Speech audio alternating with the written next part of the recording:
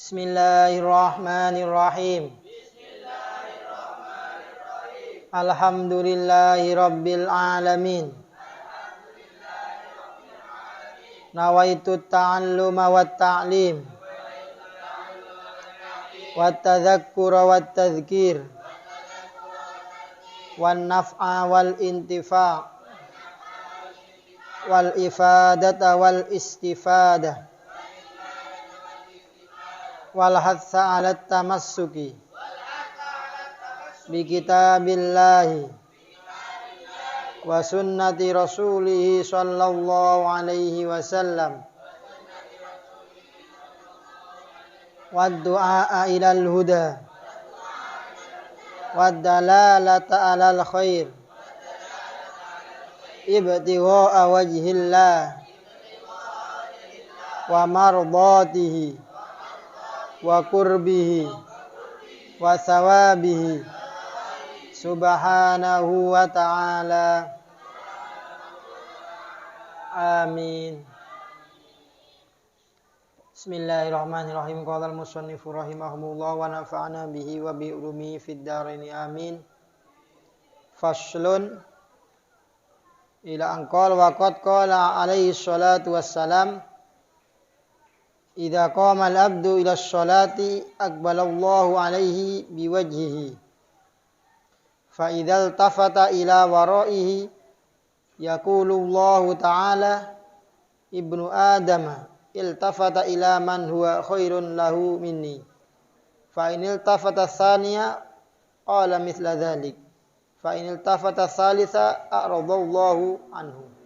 Bismillahirrahmanirrahim. Wa qad qala teman-teman istawuh sapa Kanjeng Nabi alaihi salatu wassalam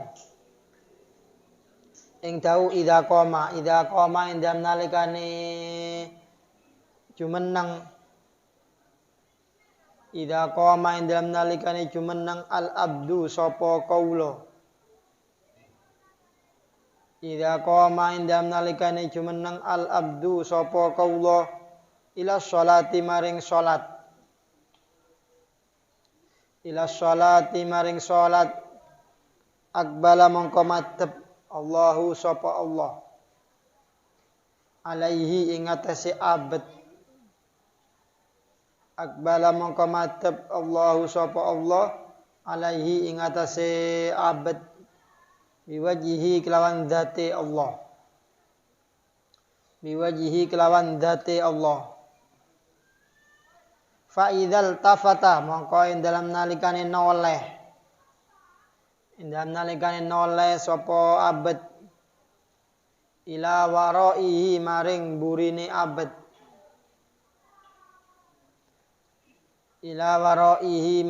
burine abet yaqulu mongko dawuh Allahu sapa Allah taala halimah luhur sapa Allah ing dawuh ibnu adam ila akhirih. Ibnu Adam utawi anak Adam iltafata iku noleh sapa Ibnu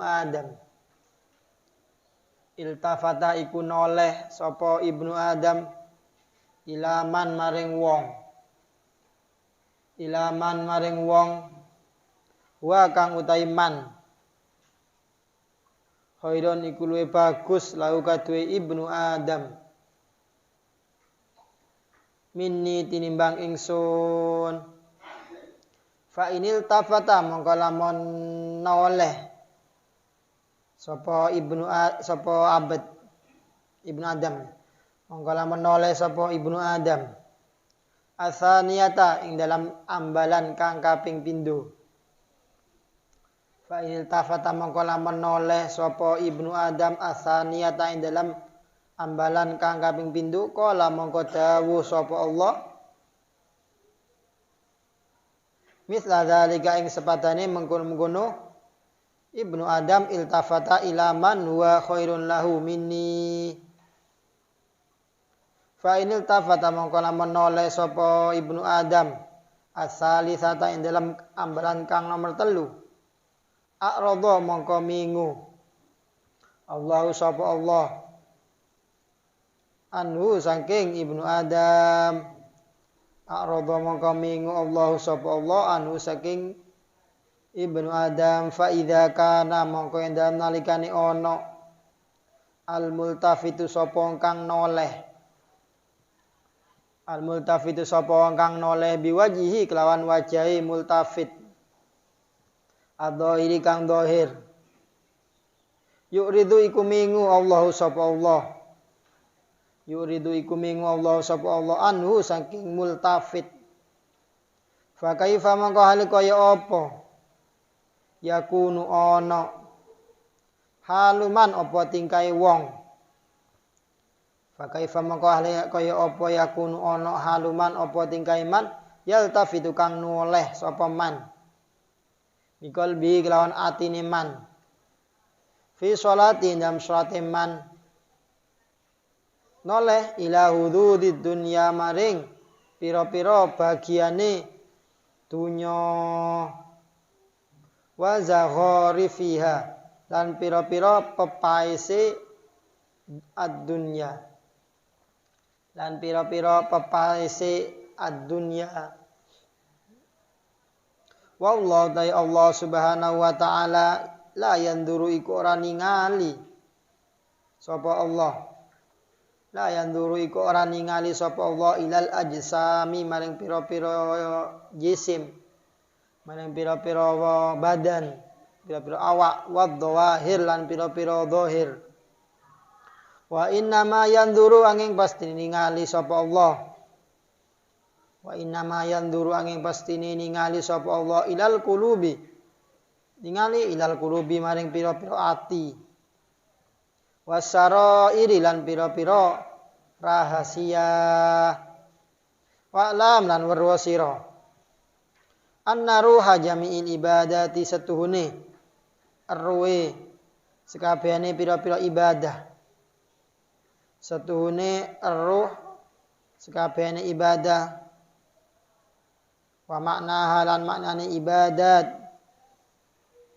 innama iku angin pastine huwa tawi ruh innama iku angin pastine huwa tawi ruh al hudur iku hudur iku hadir ma Allah dalam sertane Allah ma Allah dalam sertane Allah fiha ing dalam ibadat faman mongko utawi sapane wong kholat iku sepi ibadatuhu apa ibadah iman faman mongko utawi sapane wong kholat iku sepi ibadatuhu apa ibadah iman sepi anil huduri saking hadir fa ibadatu mongko utawi ibadah iman fa ibadatu mongko utawi ibadah iman habaun iku kaya lebu iku kaya debu mansurun kang den awur-awur fa ibadatu mongko utawi ibadah iman habaun iku kaya lebu mansurun kang den awur-awur wa masalul ladzi utawi sifate wong wa masalul ladzi utawi sifate wong la yahduru kang ora hadir sapa alladzi la yahduru kang ora hadir sapa alladzi ma Allah indam sertane Allah ma Allah indam sertane Allah fi ibadatihi dalam ibadai alladzi masalul ladzi iku umpamane barang, umpamane wong. Masal ladzi iku kaya umpamane wong yuhdi kang awe hadiah. Yuhdi kang awe hadiah sapa alladzi ila malikin maring ratu. Ila malikin maring raja azimin kang agung. Azimin kang agung wasifatan lan ing dayang. Lan ing dayang atau layan wasifatan lan ing dayang maitatan kang mati au sundukon utawa peti au sundukon utawa peti farihun kang kosong au sundukon utawa peti farihun kang kosong fama mongko utahi apa ajdarahu Ajdaro iku nggawa matutaken apa mahu ing alladzi. Ajdarahu nggawa matutaken. Ajdarahu iku nggawa matutaken apa mahu ing alladzi bil uqubati kelawan siksa. Wa hirmanil masubati lanten kaalingane ganjaran. Fama mengkotai opo ajdarahu iku nggawa matutaken opo ma hu ing alladzi bil uqubati kelawan siksa.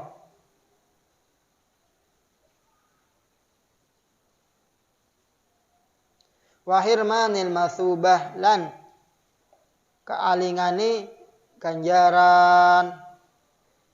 Wa hirmanil masubati lan kaalingane ganjaran. Bismillahirrahmanirrahim. Faslun. Pasal ini menjelaskan tentang sholat. Di sebelumnya, pelajaran sebelumnya menjelaskan bahwasanya seorang murid itu orang yang ingin wusul kepada Allah, sampai kepada Allah. Kalau sudah wusul maka derajatnya naik menjadi apa? Al-arifin billah. Jadi derajat tinggi al-arifin itu orang yang sudah kenal dengan Tuhannya. Namanya orang yang kenal, maka semakin dekat derajatnya, maka semakin banyak pahala yang ia dapat. Makanya sholatnya seorang itu, sudah sering saya ulang-ulangi, itu beda-beda pahalanya. Juga tergantung kepada yang sebanyak apa ibadah, enggak. Juga seberapa sedikit nilai duniawi di hatinya. Jadi orang yang alim, sholat 1 rakaat khairu min alfi rakaah minal jahil. Orang alim 1 rakaat sholat itu sama dengan 1000 orang yang bodoh. Tapi waraka'ah minal arifin billah khairu min alfi minal alim. Orang yang arifin itu 1000 juga dibandingkan dengan yang alim tapi tidak arifin billah. Jadi kalau orang yang arifin billah tidak perlu banyak-banyak ibadah, itu sudah banyak pahalanya. Karena lipat gandanya jauh, 1000 bandingannya. Kenapa ya? Karena sholatnya lebih khusyuk. Jadi sholat kita sekalipun banyak, apalagi sedikit ya, sekalipun banyak pun itu kadang kehusuannya nggak ada, nilainya ya sedikit. Ya, semua itu nggak melulu dinilai dengan banyak. Sampai dikasih misal dikasih kelengkeng 10 dengan sama-sama 10 ya, dengan durian 10, pilih mana? Durian, sekalipun sama-sama 10 kan, tapi 10-nya beda. Dikasih uang 100.000 10, dengan kasih 2.000-an satu bendelnya, 50 lembar, pilih mana? Pasti kan, kalau orang ngerti pilih yang 100.000. Tapi kalau anak kecil yang nggak ngerti uang, pilih mana? Pilih yang banyak pastinya kan ya, 2.000-an yang penting banyak. Begitulah kalau orang yang jahil. Orang jahil itu kadang tidak mikirkan yang penting banyak. Rakaatnya banyak. Tapi dia tidak pakai siwak. Tidak jamaah misal. Dia kalah dengan orang yang sholatnya sedikit tapi pakai siwak. 70 lipat. Jamaah lagi 27. Apalagi dia orang alim. 1000. Lipatnya banyak. Kemarin dijelaskan seorang murid harus ghayatul i'tina. Sangat perhatian tentang melaksanakan sholat yang lima waktu, menyempurnakan berdiri, qiraat, Fatihahnya, khusyuk, ruku, sujud dan lain-lainnya. Juga hendaknya dihindari seorang murid itu sholat dalam keadaan lalai, biqalbin lahin, hatinya itu lalai. Di jasadnya sholat, tapi hatinya kemana-mana. Ini hendaknya harus dihindari oleh seorang murid. Waqad qala alaihi salatu wassalam, idza qamal abdu ila Allah aqbalallahu alaihi biwajhihi fa idzal tafata ila waraihi yaqulullahu ta'ala ibnu adam iltafata ila man huwa khairun lahu minni. Ini ada hadis Rasulullah, bila seorang hamba itu menghadap sholat, maka Allah juga akan menghadap. Artinya Allah menyambutnya dengan sambutan yang sangat baik. Jadi kita artikan, jangan kita artikan sesuai lafaz ya. Allah menghadap dengan wajahnya. Enggak, itu hanya majazi saja. Maksudnya Allah menyambutnya dengan sesuatu yang baik. Karena Allah itu mukhalafah lil hadis, bukan kayak kita bertamu ke seorang dihadap dengan wajah. Makanya muwajah. Muwajah itu ya tergantung kita diartikan ke siapa. Fa idzal tafata ila waraihi, apabila seorang hamba itu menoleh ke belakang. Yaqulullah taala, maka Allah berfirman di salat tapi noleh ke belakang, misalnya ke samping, kanan, kiri. Apakah batal? Enggak. Karena yang wajib menghadap kiblat adalah sodar dada. Jadi sekalipun sampai noleh gini, salat sambil noleh gini, enggak batal, batalnya enggak. Tapi apakah punya adab itu? Tapi kalau sampai noleh sambil gerak, dadanya berubah arah, maka batal. Karena yang harus menghadap kiblat adalah sodar. Apa Allah berfirman, anak Adam itu telah berpaling kepada orang yang lebih baik daripada aku, kata Allah. Fa'inil tafata, bila dia menoleh untuk kedua kalinya, maka Allah juga berkata demikian. Anak Adam itu sudah menoleh berpaling kepada orang yang lebih baik daripada aku. Artinya seakan Allah itu cemburu. Kok bisa hambanya lebih baik daripada Tuhannya gitu loh. Pantas apa enggak? Gitu. Sampai yang ketiga, apabila hamba itu menoleh sampai yang ketiga, maka a'radallahu anhu. Maka Allah akan berpaling juga padanya. Nah, kalau Allah sudah berpaling, maka fa kaifa yustajabu du'a? Bagaimana mungkin doa itu bisa diterima kalau sudah Allah berpaling? Kita misal minta ke orang. Orangnya itu kita minta ke orang gini ya. Minta ke orang tua kita, minta uang. Terus orang tua kita langsung berpaling gini. Kira-kira dikasih apa enggak? Ya enggak dikasih.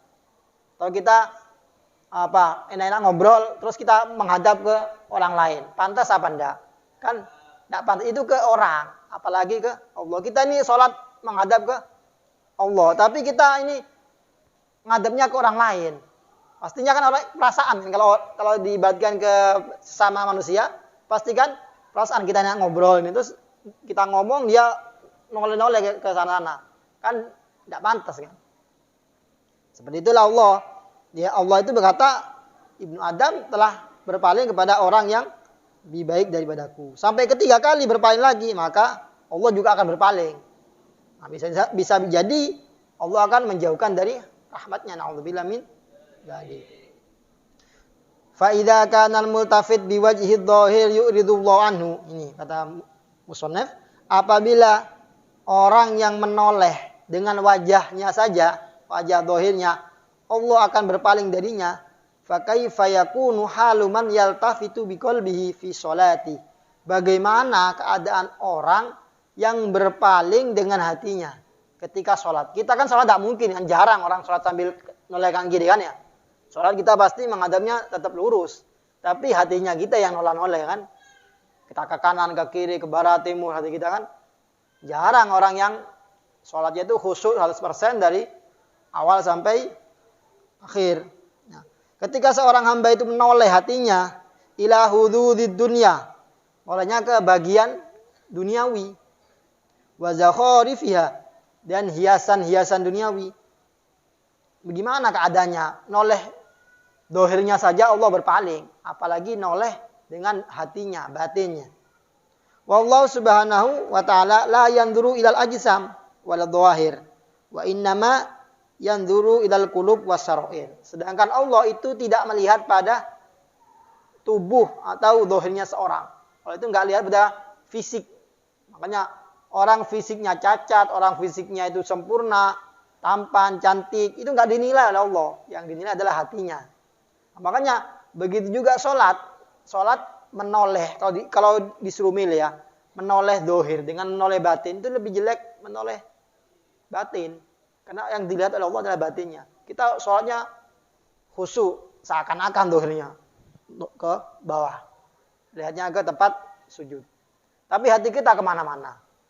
Dibanding, mending, seandainya timbangan-timbangan rusak ini ya. Kalau timbangan yang nggak rusak, lebih baik khusyuk dohir batin. Kalau timbangan rusak ini apa rusak ini, maka mending nolak-nolak tidak apa-apa. Tapi hatinya memang usul ke Allah. Nanti. Wa innama yanzuru ilal qulub wasyara'ir. Allah itu melihat kepada hati dan apa-apa yang rahasia dalam kita. Makanya kita ini dalam ihsan anta budullah karena kataro. Kita harus menyembah Allah seakan-akan Allah melihat kita. Jadi kita bayangkan soal itu Allah sedang melihat kita. Kita bayangkan sebisa mungkin. Apabila bisa, karena kataro, kita dulu melihat. Kita sholat seakan-akan kita melihat Allah. Seakan-akan Allah ada di hadapan kita. Kalau kita nggak bisa melihat, fa'innahu yaro. Fa'ilam takun tarohu, kita nggak bisa melihat Allah. Fa'innahu yaro. Allah itu melihat kita. Jadi kita bayangkan Allah ada di samping kita, melihat kita. Bukan nggak bisa karena kita iman terlalu tipis. Bayangkan ada seseorang yang menilai kita di samping kita. Bayangkan kita lagi praktek sholat ujian misal, ada gurunya di sampingnya. Maka kita sholat akan sempurna kan? Rukuknya agak panjang, sujudnya kalau jamaah itu bareng gitu kan ya. Kayak lomba praktek sholat misal. Atau kita sholat di hadapan orang yang kita agungi. Kita sholat di hadapan kiai misal. Kita sholat ya, kiai di samping kita. Kira-kira sholat kita cepat apa enggak? Pasti beda dengan sholat gak ada orang kan ya. Kita sholat misal di samping orang tua kita. Di samping misal calon mertua kita misal. Calon istri kita ada lihat di samping kita. Kira-kira seberapa khusyuk kita sholat? Pasti sholatnya akan nggak mungkin kita cepat-cepat kan ya. Ada calon istri saya di samping, melihat saya. Kira-kira sholatnya seperti apa? Nah itu. Kalian kalau nggak bisa membayangkan Allah, bayangkan seorang yang kalian kagumi sedang memantau sholat kita. Ada yang mantau saya di belakang. Di khusyuk wes. Tapi nanti kita tanyakan pada hati kecil kita. Berarti Allah itu nilainya masih lebih bawah daripada orang yang kita kagumi. Tapi tidak apa, belajar dari hal demikian. Yang penting khusyuk dulu. Tapi tadi, kalau seperti itu mungkin khusyuknya akan dohirnya saja kan. Batinnya kan nggak ada yang tahu. Nggak apa, yang penting khusyuk dulu. Daripada sama sekali nggak khusyuk. Daripada dohirnya nggak khusyuk, batinnya nggak khusyuk ya lebih-lebih. Ya kita bayangkan kita sholat di samping aulia Allah. Di samping wali Allah yang ma'rifat. Misal kita dekat ada wali Allah yang terkenal ma'rifat, tahu. Maka kita akan khusyuk batinnya juga, takut. Kadang kalau orang yang ma'rifat itu tahu. Ada orang terkenal ma'rifat ya. Ada orang bertamu, ini tahu. Ini habis melakukan dosa apa tahu. Kelihatan dari raut mukanya. Oh ini habis pacaran ya. Oh ini habis montemon. Tahu semua. Itu kalau orang sudah ma'rifat. Tapi biasanya orang seperti itu nggak menampakkan. Dia tahu tapi tidak disampaikan. Wa'lam anna ruha jami'al ibadat wa ma'naha innama huwa al-hudur ma'allahi fiha. Ketahuilah sungguhnya ruh semua ibadah wa ma'naha adalah hudur bersama Allah. Jadi ruh itu apa? Ruh itu inti dari segala sesuatu. Kayak kita. Ada orang misalnya, sampean ya, laki-laki. Dikasih cewek secantik apapun, mati. Mau apa enggak? Ya enggak mau. Perempuan dikasih cowok ganteng kayak apa, tapi mati. Ya enggak guna, ya kan? Jadi, ruh itu adalah inti dari segala sesuatu. Sampean, secinta apa sampean ke orang tua sampean? Kalau sudah mati, mau sampean menemani dalam kuburan? Enggak mungkin. Secinta apa sampean kepada kekasih sampean? Sudah mati, ditinggal. Enggak mungkin ditemani lagi. Kalau hidup, ditemani. Jadi, ruh itu inti dari segala sesuatu. Jadi, sekalipun orang jelek, tapi hidup. Wah, lebih baik daripada ganteng tapi mati. Ya kan ya? Apalagi jelek, mati lagi. Nambahan. Nah, jadi begitu juga sholat. Sholat itu ruhnya adalah hudur ma'allah. Jadi kalau sholatnya sempurna, tapi tidak ada hudurnya. Ya sama seperti seorang yang badannya sempurna, tidak ada cacatnya. Tapi mati. Tidak ada gunanya. Mending kalau dipilih, sekalipun cacat misalnya. Tapi hidup. Ya. Lebih baik seperti itu. Faman kholat ibadatu anil hudur. Orang yang ibadahnya itu sepi atau tidak ada hudurnya. Dari takbir sampai salam. Sama sekali nggak ingat Allah. Yang diingat duniawi semua. Fa ibadatu habaun mansur. Ibadahnya itu bagaikan debu yang berterbangan. Ya sia-sia. Wa matsal ladzi la yahduru ma'allah fi ibadatihi. Perumpamaan atau sifatnya orang yang ketika beribadah itu tidak hadir, tidak ada Allah sedikit pun di hatinya.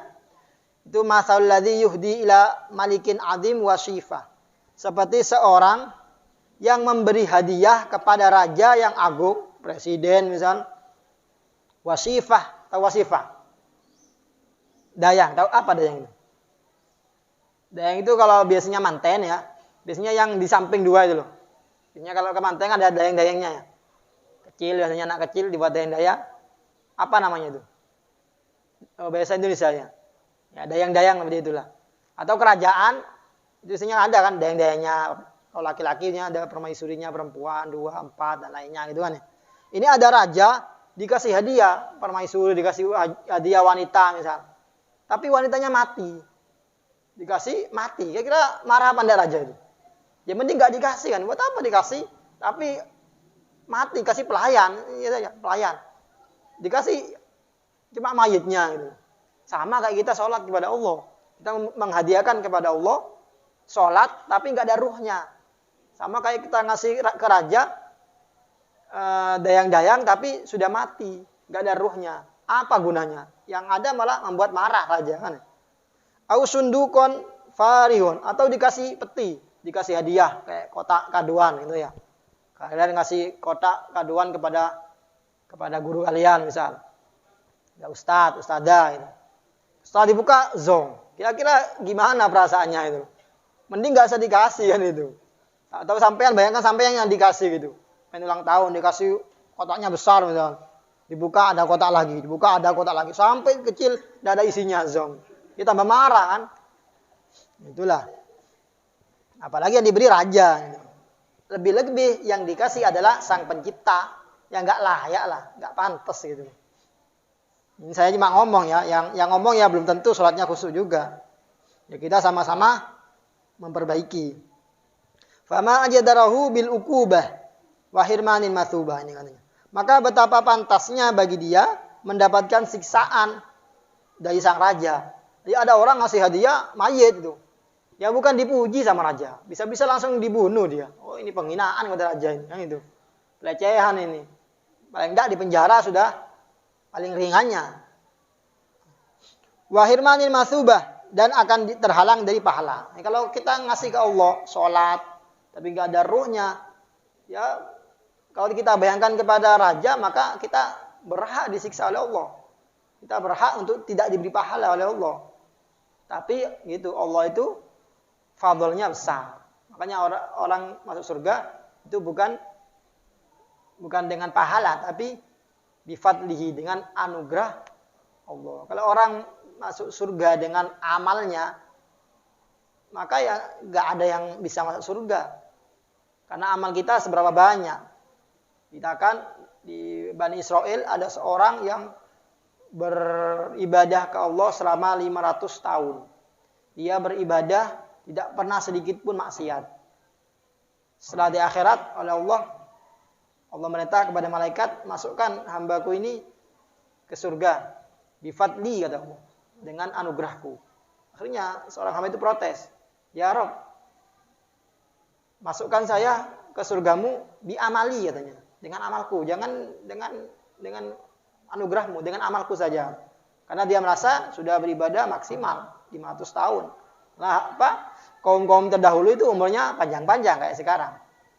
Akhirnya, kalau gitu sudah suruh timbang katanya. Ternyata amal ibadahnya 500 tahun itu ditimbang tidak setara dengan nikmat mata satu.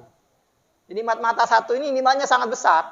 Ini cuma bukan sama, tidak seimbang dengan amal ibadah 500. Bagaimana dengan nikmat hidup? Nikmat bisa apa? Bisa menghirup udara tanpa oksigen. Coba kalau yang tahu sudah pakai oksigen berapa juta? Kalau kita hidup setahun itu berapa juta?